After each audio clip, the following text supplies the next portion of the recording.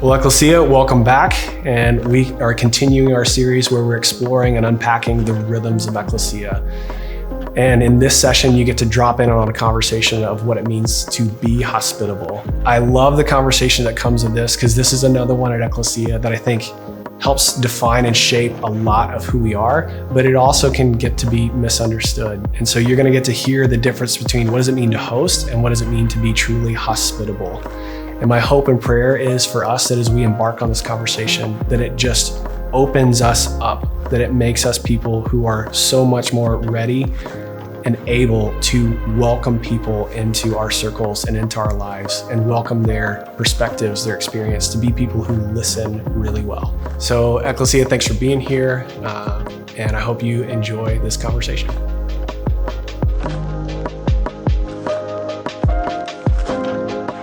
I'm curious as we talk about, hey, what it means to be hospitable. What does that mean to you? Like, what does that bring up, or what does that stir? One of the issues around hospitality that is often misinterpreted is that people think that hospitality is the same thing as hosting. Yeah.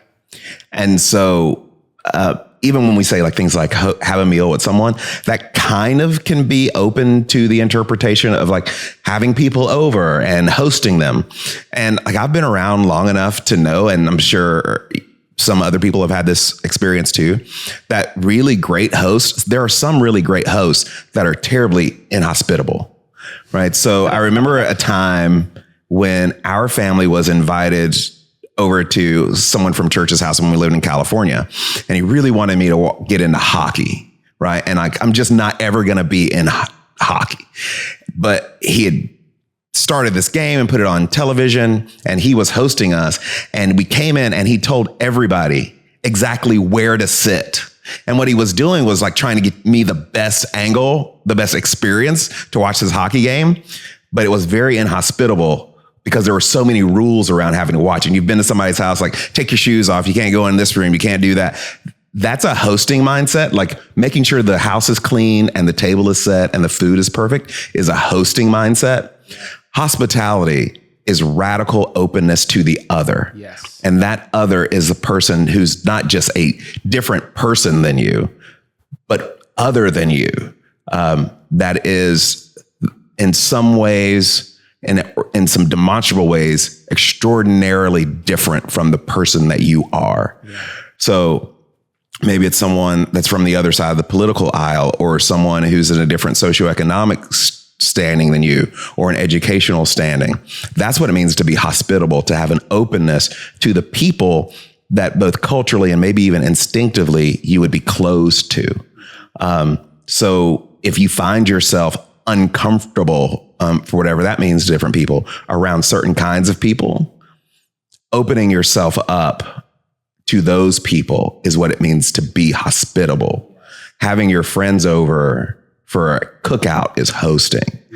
And that's the way we bridge the gap between people who are strangers and friends. I love that distinction too about hosting and hospitality, because even if you think about Jesus, he actually didn't have a home. Like, yeah, he was hosting nobody. Yeah, he hosted no one, but he was incredibly, in fact, he just invited himself over to people. To your house. Yeah, like like Zacchaeus, like I'm coming to your house. We're going to have a party. But like that idea of being open to Zacchaeus was what was so, especially in that day and age, like that was the like radical, hospitable nature of it. Yeah. So we were talking earlier about the story that the Gospels give us about Jesus at Mary and Martha's house, because as we mentioned, he did not have his own. Mary is sitting with Jesus and the disciples, and Martha's like getting on to her, right? Like we're familiar with the story that Martha's getting on to her. Why aren't you doing anything? Why aren't you helping me? But what Martha is actually exhibiting is this openness to the other, that also doesn't assume that she's the one with something to offer. That says, I'm actually open to this other person, that in this way that I'm approaching them, assuming that this is a relationship of reciprocity, right? Where it's not, there's not condescension there. It's not kind of patronizing of, oh, like this is someone that I can do something for, and so I should to be a good person. But to actually say, like, I'm going to open my life to to these other people. I'm going to live in such a way that they can kind of enter into my life and not assume that is something that I'm doing because of my own like goodness, but that those relationships can have reciprocity or even be where I learned something or where I was changed. I think that's really key about hospitality, is that it's not a favor you do for somebody else. Yeah. So how does being a part of the Ecclesia community help or create spaces or pathways to be hospitable for you? Again, I go back to this idea of that we have so many different like cultural backgrounds represented here, which is appropriate for our city. And we might even have more, I don't know.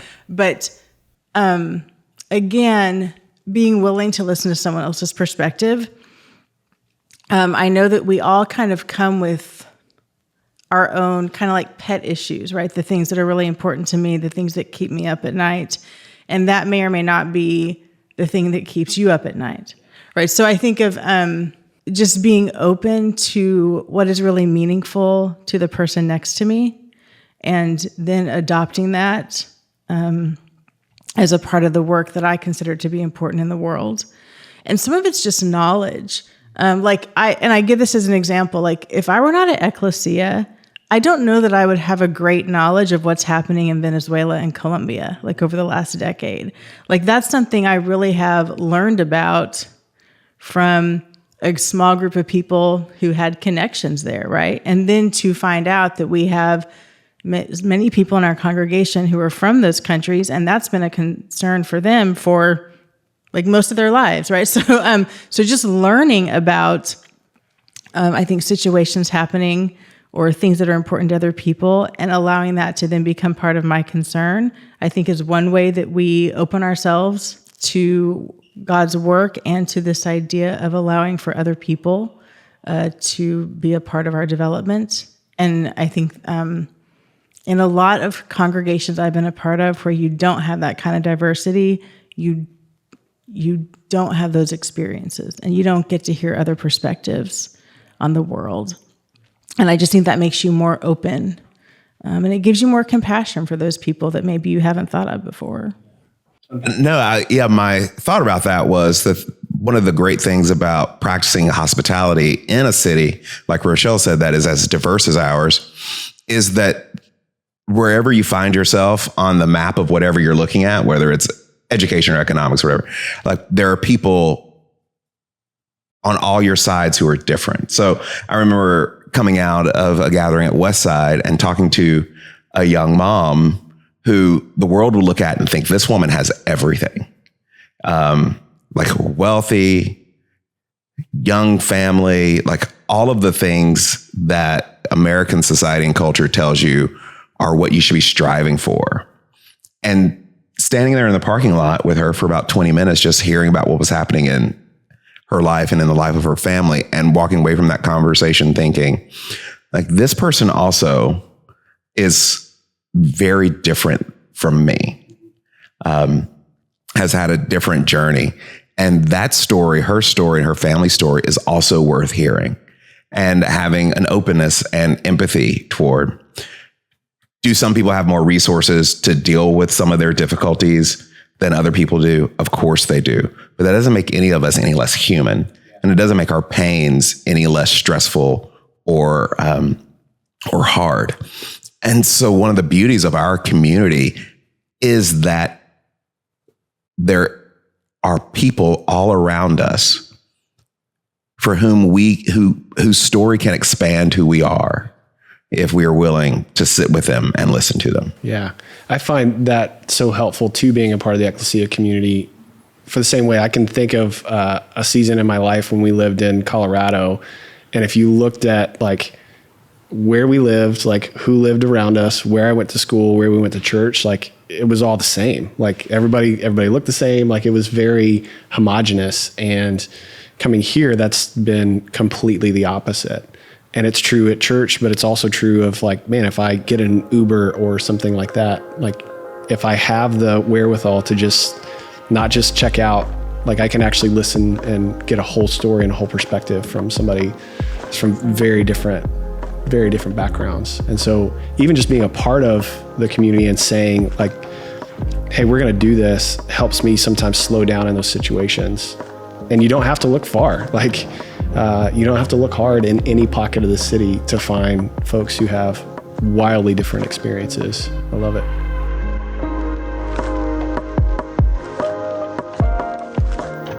Ecclesia, after that, I hope you leave this conversation inspired and honestly empowered to know that no matter what your life looks like, no matter what your circumstances are, whether you feel like you're in a place where you could host people well or not, that no matter what any of that looks like, that you still have the ability and the capacity to be hospitable. And what that means is to actually open ourselves up to other people. It's a beautiful thing in the city we live in that you do not have to look far or hard to find someone who has a vastly different experience or values or ideas than you do. And so, Ecclesia, may we be people who slow down well enough to actually see and find and welcome the image of God in every person that God puts in our midst.